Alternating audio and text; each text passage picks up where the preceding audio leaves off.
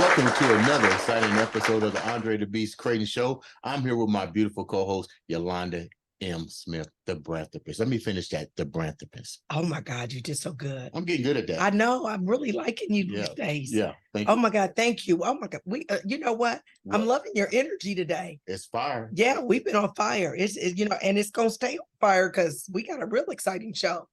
I am more excited about this particular show in general because we have a great guest on the show. We absolutely do. We're going to bring up my brother from another mother. His name is Trey Shawn Perez, and he is here to join us today. And we're going to talk about how he has been channeling his beast mode. Welcome to the show, Trey Shawn. How you doing?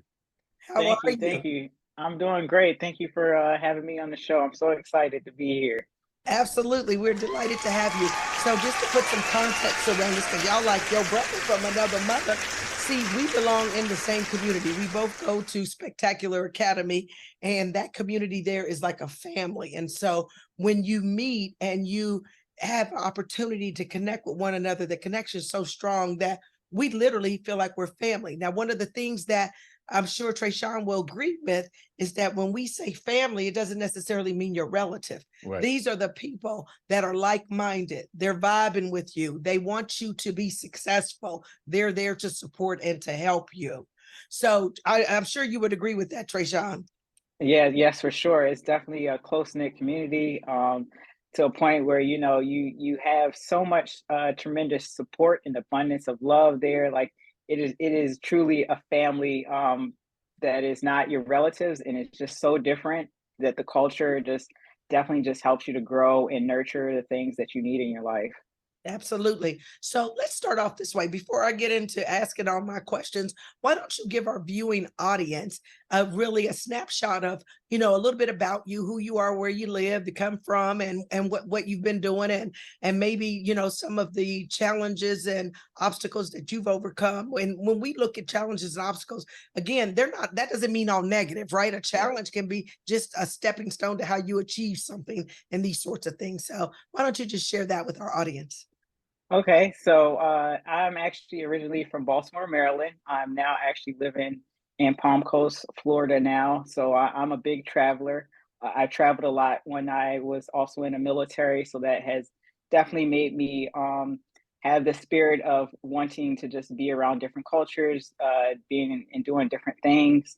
Some other contacts that I have, I'm actually a wellness coach. So I help others to actually lose the weight, not only off their body, but their mind as well, helping them to have better habits and just living it in their lifestyle. And it's not just like the diet culture type of thing, really learning how to really understand that this is something that, your health is your wealth, and getting yourself back and really put it into the beast mode, because we really are beings that are very powerful. So I really want to emit that same energy that I had gained from when I had lost a lot of weight. I actually was 230 pounds at one point, and now I'm down to 131. So I really have been pushing this journey of really helping a lot of people to understand that they can do it, and it only just takes one step at a time, and having that accountability, and getting all through those obstacles through life. A lot of my obstacles that I have came across with is actually being within the LGBT community. I have dealt with like a lot of discrimination, both in the military and outside of the military. I actually was serving during the Don't Ask, Don't Tell policy. So a lot of my things, I have had to basically hide my life being who I was. So it has been a very hard journey and very detrimental in some points of my life, but it actually has made me stronger, and it is a part of my testimony. So I really help other people to understand to be themselves, no matter what society tells you to be, because I ultimately believe that God tells you who you're supposed to be. And once you find that inner voice of who you are, then just be yourself. I myself also am trans as well. I am a trans man. I have been living as a trans man for over the last 5 years. I started transitioning once I understood that this was part of my journey and my life purpose. And it has had its difficulties, but at the same time, my spirit has emerged to, a spectacular star in a sense, like literally, Right. it really has, from, just really just being myself and living my true authentic being that I am. So I've also dealt with like child abuse as well. A lot of things in my early life, in my childhood, I just didn't understand. And some of the things that I still have difficulties also relating to my blood family. It has been very difficult. I've basically navigated my life alone, majority of my life. So I do have like three half brothers, but even then, that journey has never full circled where I've had an actual relationship with them, and I've always had difficult relationship with my parents as well.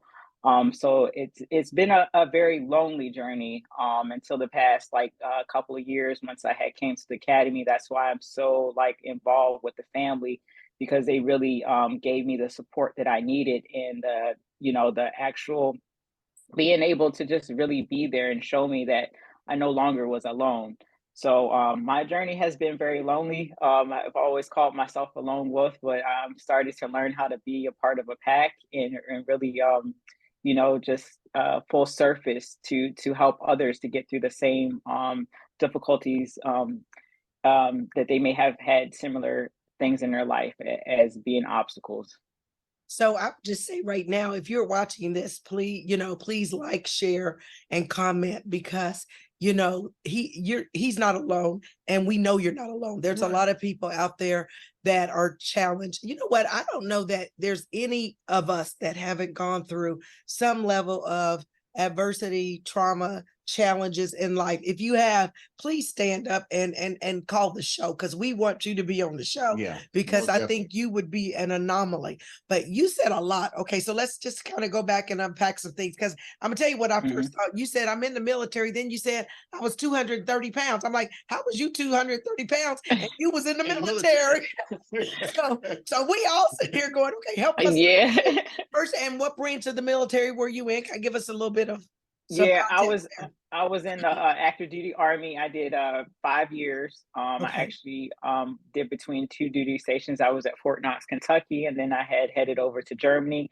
And I also had did one tour in Iraq, 15 months. So I'm actually an Iraq war veteran as well. Oh wow.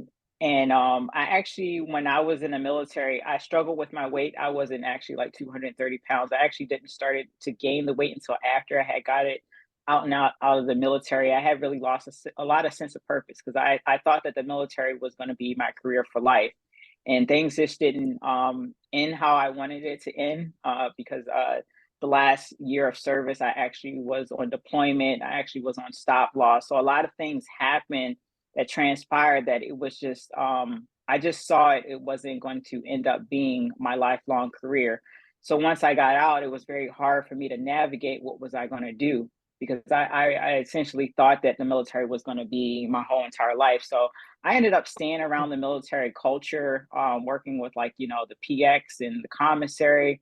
And then I had did some federal service as well, but I still didn't feel that sense of purpose anymore. So it really became detrimental. I used to just eat my feelings away. I had actually gotten to drugs really bad. So it was like a lot of things that, a lot of abuse that I was just happening in my life that I just couldn't get out of. So it basically ended up showing in my weight. And it, it was during the pandemic when I decided that I just couldn't take it anymore. I just really couldn't, it was like I was basically, how the pandemic was. Everybody was just pretty much, just it was just so hard. And I was actually living by myself. I was only just living with me and my dog.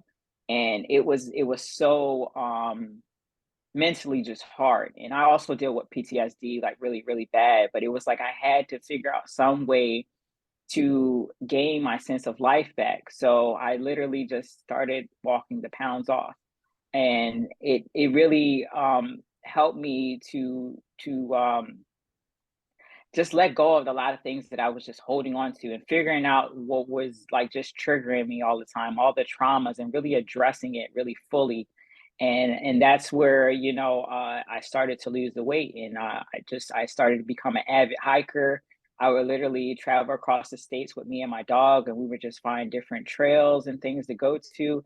And I just kept on going up from there, and then just really started to be around more people who were into like physical fitness and health and taking care of themselves, and then educating myself more on nutrition, and then becoming more of a coach to help to actually lead people. So that's how it kind of transpired for me to make that switch, because I was working like different 9 to 5 jobs here, but it was just not fulfilling my purpose in the sense that I wanted to happen for me. So, that's why I was like, okay, if somebody had just gave me like, an idea, why don't you like learn how to be an entrepreneur and learn how to have your own business for yourself? And I kind of just went off from there. I started from doing like Uber and Lyft and just having the freedom of my own schedule. And then I kind of just ended up running with it to now just really educating myself to eventually be a certified wellness coach. So I can actually have this as a business for myself and then teach others to do the same. Trey, Shawn, I have a question to ask. Yes. Let's go back a minute. And first, let me clarify something. This show is designed to educate and empower. So naturally, we're going to focus on some topics. But my question to you is, what made you decide to go to the military? Because you focused on the fact that there was a lot of uneasiness in your household, support-wise. When you start recognizing things that was happening to you, what made you decide to go to the military? Was it to kind of, figure out what was really going on? Yeah, so like for me, when I was living in Baltimore, it started to get like really bad as far as like crime wise and things like that. And then as well, the support I was getting at home, because honestly, when I first had came out as lesbian first in my household, my parents actually thought I was crazy. So it was like this thing that it was just hard to get out of it. So my first year of college, when I had went to Morgan State, I started to do ROTC. So I actually started to get introduced to the military lifestyle. And then my father, he actually has done he had did over 30 years in the National Guard. So it really was like, okay, I saw him really had the career, and he also had the freedom and things like that. Only difference is I went active duty and he went National Guard. So he was more stateside. So it was like something conjoined with what his service had did for him, and then what I was introduced, with ROTC when I was in college, and then just like how things were just going really just bad, like in the state that I was living in, and I was just like, I need to do something different, because I was actually starting to get into drug dealing and like just bad influencing. So it was like I needed to get out of there quick. So I ended up talking to a recruiter, and he was like, "We can get you out of here within 2 weeks." So I'm like, "Let's go," because it was like How old were you? College. So 18, when you straight told out your of parents you was 18 years old? well, when I told them, sorry, I didn't hear the first question. How old were you when you opened up to your parents about your sexual? Sexual. I was like a sophomore in high school. So yeah, I was like, yeah, it was my sophomore year in high school when I had said something. I had already knew like at an early age. But for me, when I was at early age, I had already felt uncomfortable in my body. I always wondered, why was I born like a female, because I always felt male, like always, like it didn't ever change. Like the thought, even when I was living as a lesbian, I was masculine presenting. So Let me ask a question. Now, bear with me, and I'll let the audience know. This is about educating. And in order for me to understand anything about the lifestyle, I need to be educated. And I appreciate you being here to educate not only me, but the public on that. You said something that was real crucial. And I've always wondered this. You said you knew a while back. Early. Explain that to the viewers and myself, how that even, you would know better than me. Please explain that to me. Yeah, so like around 7, I had knew.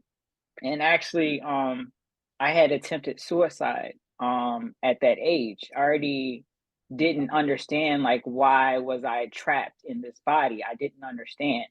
And it was just like how I physically saw everything and how society was. And I was like, I identify with being a male more. Like, I don't understand why you want to keep calling me a girl. Like, I just didn't understand it because I always felt different. Like, I felt like you should address me with, male pronouns. And it was confusing for me more or less because it was like I would look in the mirror and my brain would tell me something different.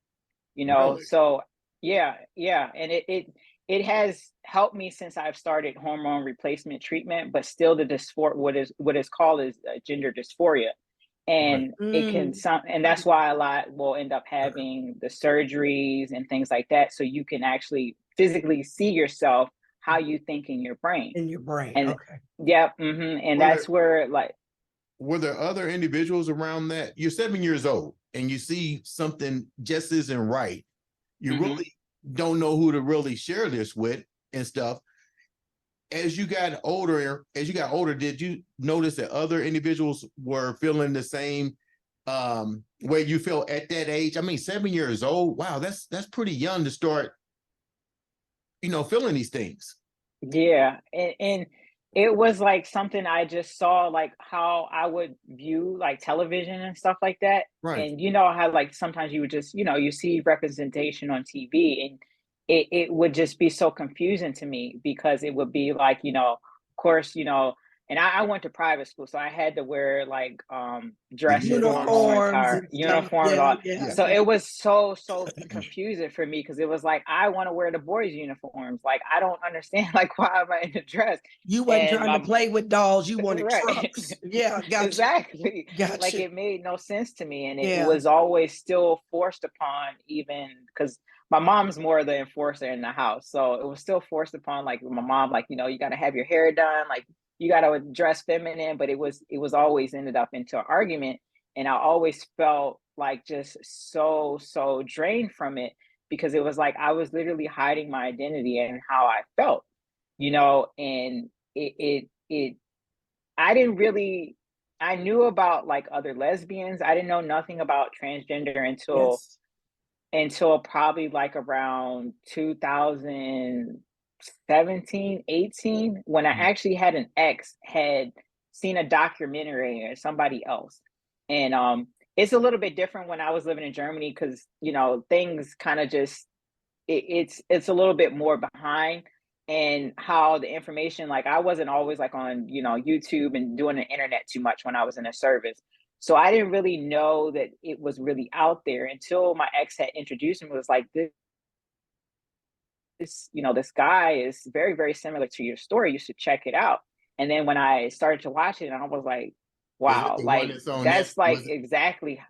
Is it the story that was on Netflix about the bodybuilder, the pharmaceutical guy who had the same problem?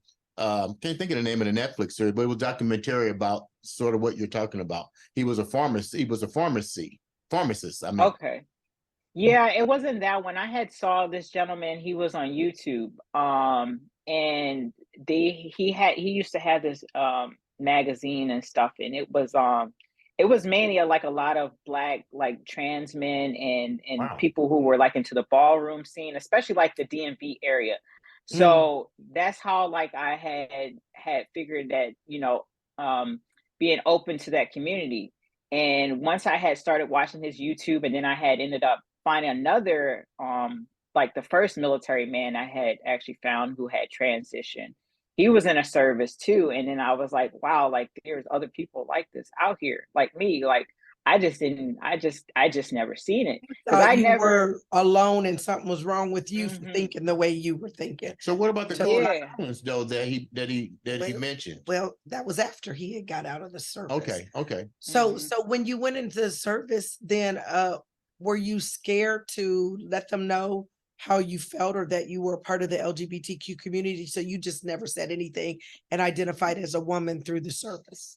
Yeah, it was so like closed off because during when I served, it was during the don't ask, don't tell. So Right.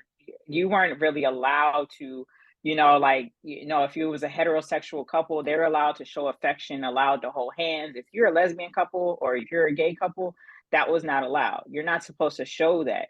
So Don't it was show, like, don't tell. Yeah. don't, right, exactly. So it was very hard, especially even like going through basic training, you know, and some, you know, the other females would know, but it was still like always like you had to hide who you was. And Yeah. everybody knew I was this masculine presenting and female. Like I always had the high and tight fade. Like I was always like just ready to go. You really couldn't tell the difference if I was a, you know, a female or male, because I presented so much that sometimes it was even confusing for them to understand that this is where I wanted to, you know, this is who I am. So it was just like, you know, and then of course, you know, people had their biases and their judgments, so they would treat you a lot different because they Yeah. would know, Yeah. and you could tell if they were treating you a little bit different, because towards the end, and there was a couple others who were in the LGBT community, and towards the end, when we had left for deployment, I ended up being like the only one that was out that was LGBTQ, and the two others, they had, for some reason, they weren't there. So it was just like you could tell that they were kind of just almost cornering you to a point that, you know, they knew how your lifestyle was, and they were going to treat you different, and that's how Making they it treated. uncomfortable. Yeah, Making it very uncomfortable. uncomfortable. Yeah. Yeah. Yeah, it became Yeah. very uncomfortable. And during my deployment, I ended up getting sexually assaulted. And it was just like I always had like the bad harassment, like, oh, I can change you, like you ain't never had, you know, what in your life. Exactly. Like it would Exactly. be so Yeah. like, and Yeah. I would say something, and people would just blow it off. I would even tell my dad like how I was going through these things, and he would just blow it off too. So it really made me really feel like so alone in the Yeah. process. And I'm like, oh, so is this how the military is? So that's why I pretty much at the end I was just like, I'm out. forget it. Yeah. I'm out. I'm out. You're Yeah. not gonna treat me like Yeah. this. But Trey, I don't did wanna- if there was other individuals in the service, then you guys have some type of support, like counselors or Don't ask, don't tell. What part of that don't you understand? yeah, but I We're mean, not going to address it. Right. It doesn't Yeah. exist. It doesn't exist. Right.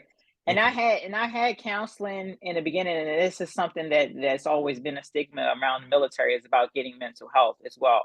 And I had mental health when I was at Fort Knox, and once I had got to Germany, it changed. It changed to a point where they didn't really feel like you had enough time to do that type of stuff.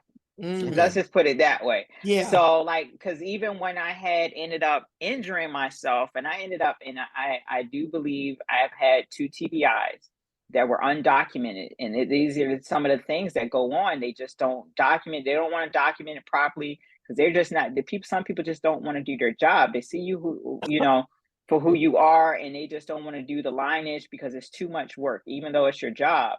And I know I started to experience that a lot when I was in Germany, where they, you know, I ended up hitting my head. They didn't want to take me to the emergency room, make sure that, you know, if I had a concussion and things like that.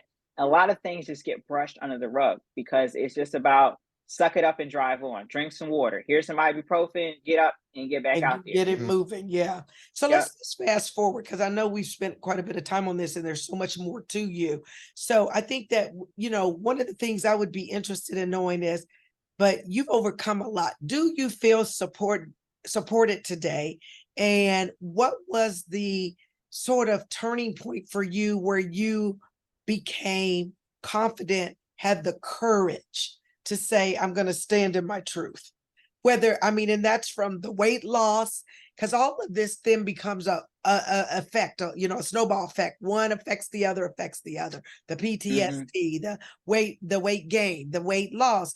So you've come a long way. And what I see today is someone who is confident, who Strong. strong, has courage. So let's talk about that, because that where you were, that was what had happened, but where you've evolved to is such a more powerful person, and that story is even more inspiring for people to know that you don't have to stay where you were. So Yes, yes. so how would you address that?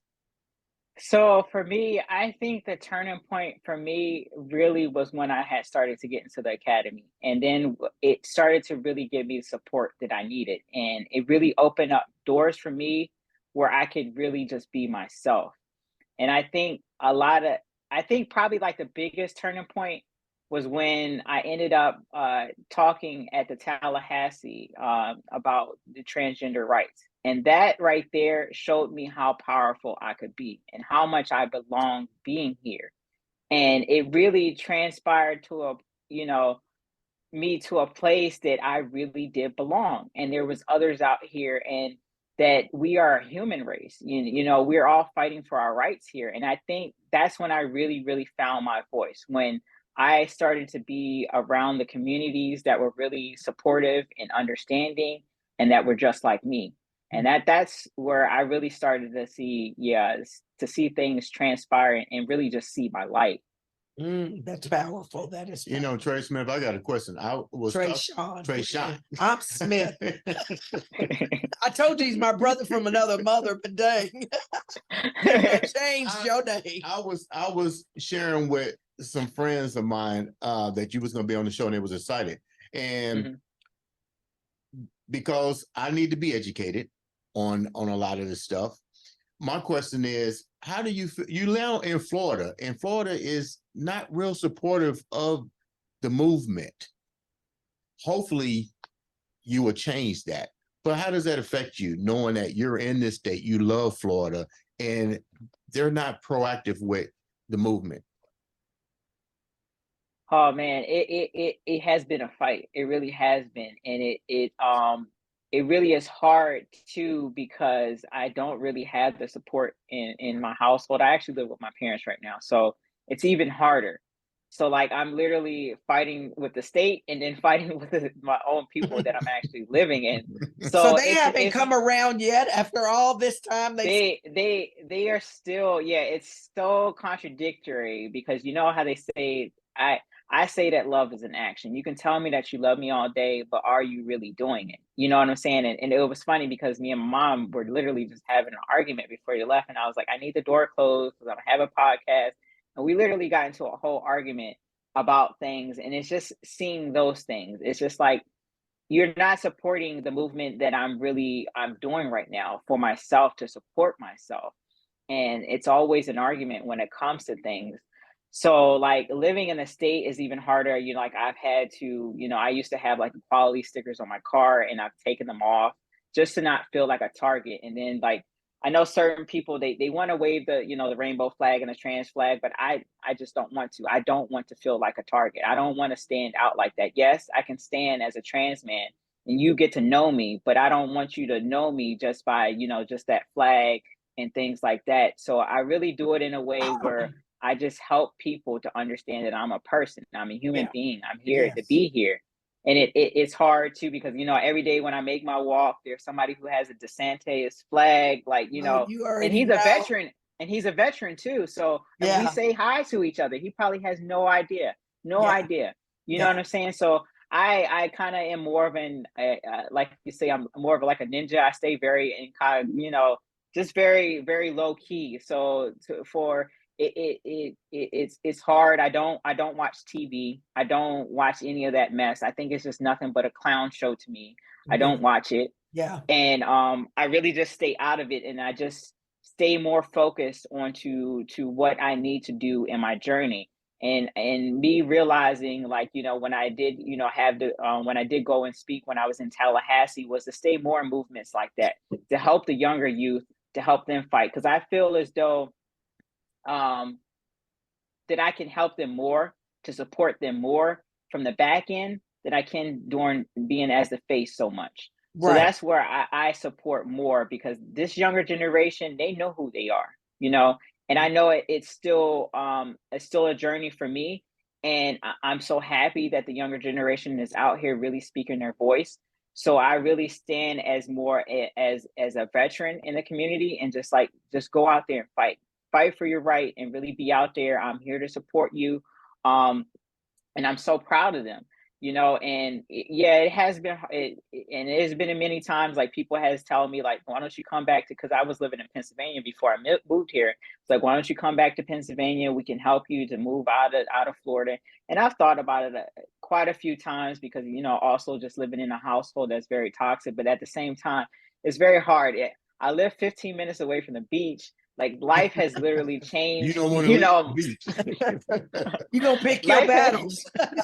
right. That's So called life picking has, your. yeah. So yeah, like it's been a hard like decision to make, whether or not that, what kind of sacrifices do I want to make, to really make sure that I have my mental, like, so not so overload with what's really going on. So Yeah. there's a lot of things that's just, it's just so hard to get out of, because I know just by being here I can make a change just within the VA system, because every VA system I have been to, I have made a change as just being a representation of being here. And Yes. then just without in the community, I have been able to, just be a representation. So it's like one of those things, like if I leave, I'm kind of like backing down on it. You know what I'm saying? Right. Right. If I stay, it's going to be a hard fight, but at the end of the day, it will be the truth of the hard fight, and really show the testimony, and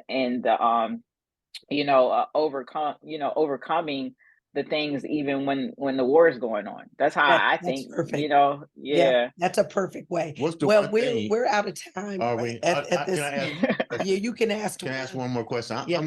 I'm excited right now. So my question is, if you had to change one thing in Florida right now, because you trust me, if I'm by the beach, I'm trying to stay by the beach. Well, I Yeah. like the beach. So if there's one thing that you can tell to the people in Florida right now, one thing to change to help them understand you as a person, you as an individual, and I'm overwhelmed that you decided to share this story on our show. It definitely educated me a lot. My hat's off to you, and I support your journey. But if there's one thing that you had to do right now to make an impact with Florida and the world, what would it be? Or someone else Or someone that's through. going through this. What would you do? What would you tell them? What would you say? Oh wow.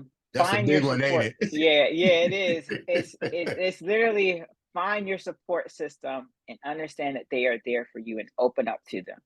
I Yeah. think that's the biggest and most crucial thing throughout your journey. If you're having a hard time understanding who you are, is finding your support system and really staying close and not being afraid, and just be vulnerable. Because I know my life has changed every time I've been so vulnerable in my community, because it started out with my veteran community. I started first coming out as trans within my veteran community. And then I ended up doing it out, within the civilian community. So as long as you find those support systems, and it's just talk about it, find someone safe to talk to. And there's so many resources online if you don't have someone to physically talk to. So finding those resources in line. I mean, if you have to go as far as calling the suicide hotline, I mean, I used to use the suicide hotline all the time when I didn't have anybody to talk to. And every time they helped me, every time. Now it's the 988 number. So use that number and it will find you the resources, whether you're in the LGBT community, whether you're dealing with PTSD, anxiety, depression. It is out there. All the resources are out there for you. So just utilize your resources and just be yourself, and find your voice, and you can do it. And I I'd be so happy, like, just to make sure that these resources are out there for everyone, and just to know that yes, you can step out and be yourself, be that unicorn. That is an excellent way to wrap up this session of the Andre the Beast Crayton show. Trey John, I am so delighted to have you. You know what? Your journey is far from over, and I'm going to tell you, we will have you back on this I show. was just going to say I that. know. I would love I'll to be see more than welcome. how you continue to evolve this, because we know that it's definitely not a sprint, it's a marathon, and it's definitely not a moment, it's a movement. And so with that, our sensei tells us how you do one thing is how you do everything. And so For at sure. the end of the day, continue being true to yourself. And I think that this show today surely has enlightened a lot of people. I'm just like overwhelmed. Yeah, I mean, yeah, especially definitely. with the knowledge and the information that you brought to not only me, but to the viewers. Viewers, once again, please subscribe, Like and share. reach out to this young man. Use those resources that you help have, him, and to help let's yourself, make to the help world a better others. place. Because at the end of the day, your mental wellness, this is about mental wellness. No matter what you go through, it's really about that mental wellness and how you can keep yourself aligned in a way that allows you to thrive in this lifetime. This has been another episode of the Andre the Beast Crayton Show.